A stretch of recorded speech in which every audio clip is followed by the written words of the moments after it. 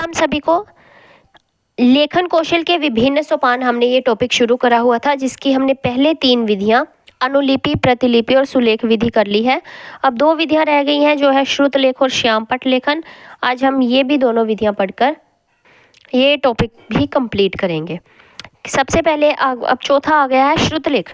श्रुतलेख जो है आपको सबको याद होगा, हम डिक्टेशन लिखा करते थे स्कूल में, टीचर हमें डिक्टेशन लिखवाया जाती थी।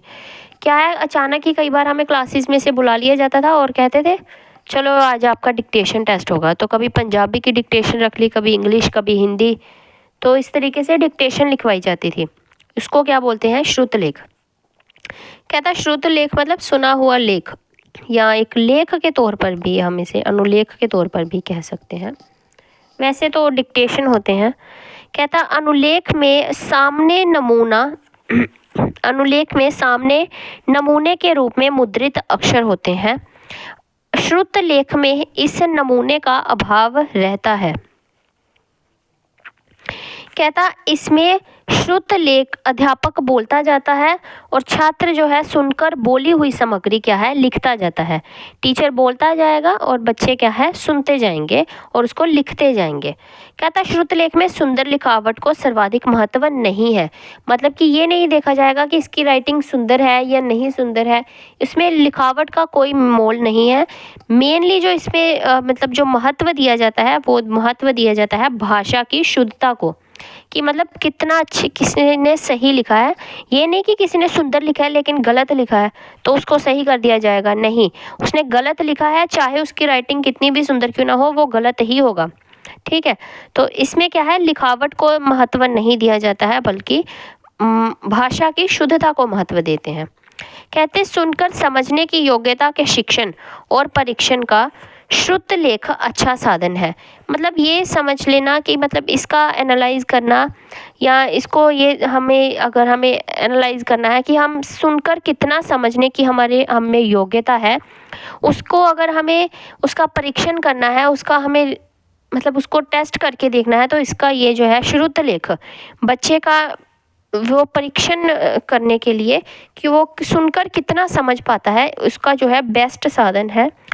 ठीक है, आगे है श्यामपट्ट लेखन। अब श्यामपट्ट का क्या मतलब होता है? Black board. श्याम मैंने काला और पट्ट मैंने लकड़ी का फट्टा। ठीक है, मतलब ब्लैक बोर्ड। कहता इससे अभिप्राय है कि अध्यापक विद्यार्थी से श्यामपट्ट पर लेखन का अभ्यास करवाएगा। टीचर जो है ब्लैक बोर्ड पर बच्चे से लिखवाने का प्रैक्टिस करवाएगा। वह बालक को कुछ शब्द या फिर पंक्तियां लिखने को दे सकता है। इस अभ्यास से बालक की लेखनी में जो है बहुत अच्छे परिणाम प्राप्त हो सकते हैं। अब वैसे भी जब बच्चा ब्लैक बोर्ड पर लिखेगा, कई बार क्या है, हम कॉपी में तो बहुत अच्छे से लिखते हैं क्योंकि लाइंस वाली कॉपी होती है ना, लेकिन जब ब्लैक बोर्ड पर लिखने की टाइम आती है ना, तो कई बार क्या है, हम लिखते लिखते कईयों की लाइन सीधी ऊपर को चली जाएगी, कईयों की नीचे को चली जाती है, कई अपना ही नीचे ऊपर ऐसे करते रहते हैं। तो मतलब ब्लैक बोर्ड पर भी अगर टीचर लिखवाता है तो उससे भी क्या है, बच्चे को धीरे धीरे प्रैक्टिस होगी लिखने की, और साथ ही साथ उसके शब्द जो है, शब्द भंडार तो बढ़ेगा ही बढ़ेगा, उसकी जो लिखने की वो है क्षमता वो भी बढ़ जाएगी, और लेखनी भी उसकी जो है अच्छी हो जाएगी। तो ये आज सारे के सारे पॉइंट्स हो गए हैं। एक बार क्विक रिवीजन कर लेते हैं, रिकैप इसका, कि इसमें था अनुलिपि विधि, जिसमें कि क्या था कि पहले अक्षर लिखे होते हैं, बड़े बड़े अक्षर छपे रहते हैं और उनके नीचे नीचे क्या है, डॉट डॉट डॉट डॉट डालकर उसी अक्षरों को बनाया जाता है। तो बच्चे जो है इन्हीं डॉट पर पेंसिल चला के इन डॉट्स को आपस में मिलाकर ऐसे इस तरीके से पूरी जो है अक्षर बना लिया करते थे। ये क्या हो गई? अनुलिपि विधि। नेक्स्ट आ गई प्रतिलिपि विधि। अब प्रतिलिपि विधि में क्या था कि बच्चे को हूबहू नकल निकाल करने के लिए कहा जाता है, लेकिन इसमें किसी भी प्रकार की सहायता मतलब जो बच्चे ने अनुलिपि में क्या था कि बच्चे को डॉट डॉट डालकर दिए जाते हैं, लेकिन प्रतिलिपि में किसी प्रकार के कोई बिंदु नहीं होते हैं। बच्चे को वैसे के वैसे ही चेष्टा करनी होती है कि उसको वो जो है उस अक्षर को उसकी हूबहू नकल कर सके। अनुलिपि और प्रतिलिपि में यही फर्क होता है कि अनुलिपि में बिंदु बनाकर दिए जाते हैं, प्रतिलिपि में कोई बिंदु नहीं बनाकर दिए जाते हैं। बिना किसी बिंदुओं की सहायता से स्वतंत्र रूप से बच्चा जो है लिखने की कोशिश करता है।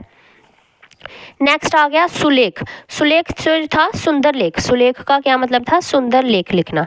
अब जो टीचर्स हमें कई बार एक पूरी लाइन लिख कर दे दिया करती थी, तो हम उसके नीचे नीचे लिख लिख कर लाते थे, या कई बार हमें बोलते थे बुक्स में से निकाल कर और बोलते थे ये चैप्टर इतने से इतना जो है सुंदर लेख अपने घर से लिख कर लेकर आना है, तो हम उसको भी लिख कर लाते थे।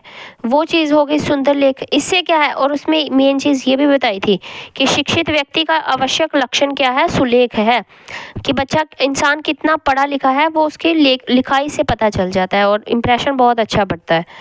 आगे उन्होंने ये भी कहा था कि लिखाई को सुंदर करने में ना बच्चों की जो है हमेशा से पहले से ही प्रारंभ से ही जो है सतर्क रहना चाहिए, और उन्हें इतना अभ्यास करवाना चाहिए कि उन्हें मतलब अक्षर की सही बनावट का पता चले और वो सुडौल ढंग से लिखने के योग्य हो सके।